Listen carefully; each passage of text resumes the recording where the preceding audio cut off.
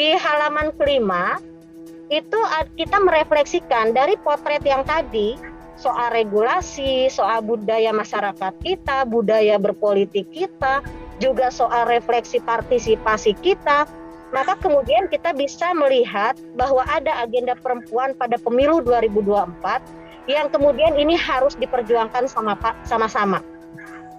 Salah besar ketika agenda politik perempuan ini hanya diperjuangkan oleh perempuan.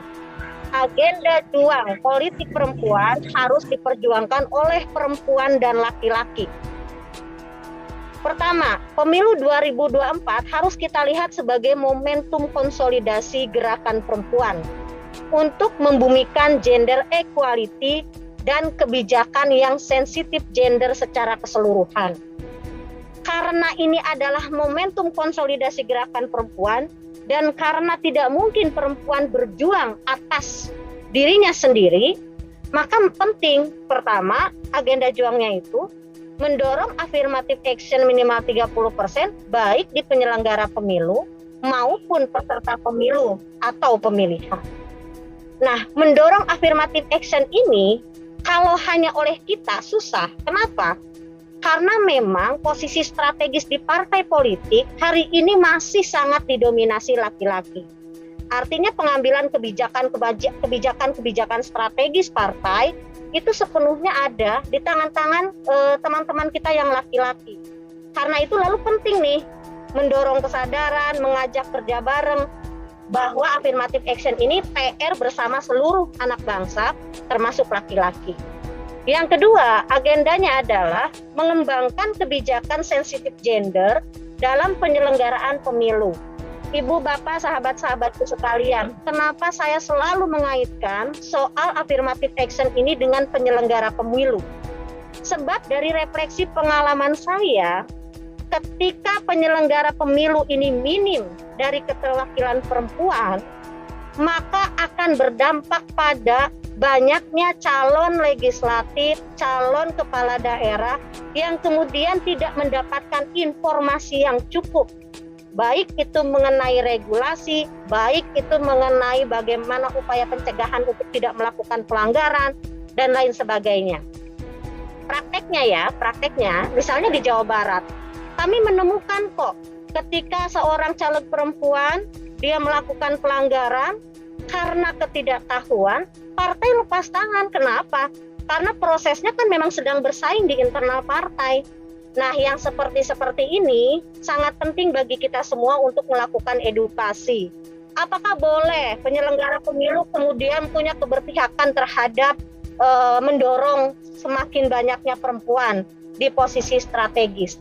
Pada konteks edukasi, pada konteks informasi sangat boleh. Karena kita harus akui, perempuan punya keterbatasan dalam soal-soal seperti ini. Nah, yang berikutnya adalah meningkatkan keterpilihan perempuan di legislatif dan eksekutif. Meningkatkan keterpilihan perempuan di legislatif dan eksekutif ini harus diperjuangkan oleh kita semua. Kenapa? Karena lagi-lagi proses yang baik saya yakini akan menghasilkan sesuatu yang baik. Perempuan mau nyalon aja susah, apalagi mau jadi. Maka kemudian tugas bersama-sama adalah memastikan kalau konteksnya Bawaslu tidak ada suara yang dicurangi, yang rentan mengalami kecurangan misalnya karena perempuan minim saksi, misalnya begitu ya. Karena perempuan minim informasi cara memastikan suaranya tidak dicurangi dan lain sebagainya. Karena itu pada konteks meningkatkan keterpilihan perempuan untuk pemilu 2024 harus menjadi agenda juang bersama, tetapi tentu sesuai dengan koridor yang kita miliki. Nah, di slide yang ke-6, secara khusus saya ingin menyampaikan soal pentingnya menyamakan konsepsi mengenai sisterhood. Ibu dan Bapak sekalian, prinsip sisterhood ini prinsip yang sangat penting dalam sebuah gerakan. Dalam konteks gerakan perempuan, maka tidak saling potong, tidak melakukan pembunuhan karakter, tidak melakukan proses kontestasi yang maskulin, maka menjadi penting menyamakan pemahaman kita soal sisterhood ini penting atau tidak dalam seluruh konteks untuk memastikan keterwakilan perempuan, maka memang ini tuh penting ya. Artinya kan konsepsi sisterhood ini dia non diskriminasi, dia inklusi, menyangkut semuanya gitu. Nah, yang berikutnya, sahabat-sahabatku sekalian, di slide ke-7 itu soal edukasi. Kalau kita punya mimpi ya, kita punya mimpi menempatkan perempuan hadir banyak di lembaga strategis, lalu sudah punya konsepsi yang sama mengenai sisterhood itu apa sih? Sisterhood itu berarti kita saling dukung tanpa menikung, kita saling memperkuat barisan tanpa harus saling menyakiti gitu ya. Maka edukasi itu menjadi hal yang penting dilakukan. Kita sudah sama nih konsepsi soal sisterhood, tapi memastikan perempuan ini punya lompatan-lompatan besar, maka perlu dipastikan edukasinya. Pertama, membuat kantong literasi kepemiluan. Nah, kantong literasi kepemiluan ini, baik KPU atau Bawaslu, dalam bentuk sosialisasinya sebetulnya sudah sangat menyasar konteks perempuan, anak, lansia, adat, bahkan kelompok rentan lainnya. Ini penting dalam konteks pemilu yang inklusif. Yang kedua, edukasi itu juga dalam konteks memaksimalkan wacana gerakan perempuan di kanal komunikasi publik, baik itu media sosial ya, karena memang sekarang era digital. Wacana gerakan perempuan untuk Indonesia itu jadi penting. Perempuan hadir, perempuan terlibat dalam politik, maka ada capaian-capaian tertentu yang itu berdampak untuk publik. Salah satunya misalnya meningkatkan kualitas perbaikan hidup masyarakat kita, seperti yang angkanya tadi disampaikan Bu Leni kan, ternyata PR kita tuh masih banyak gitu. Dan yang ketiga, edukasi itu dalam konteks mendorong keterlibatan sebanyak-banyaknya perempuan untuk dapat menjadi pemantau pemilu, menjadi informan jika menemukan dugaan pelanggaran, bahkan berani menjadi pelapor ketika di lingkungan terdekatnya menemukan dugaan pelanggaran.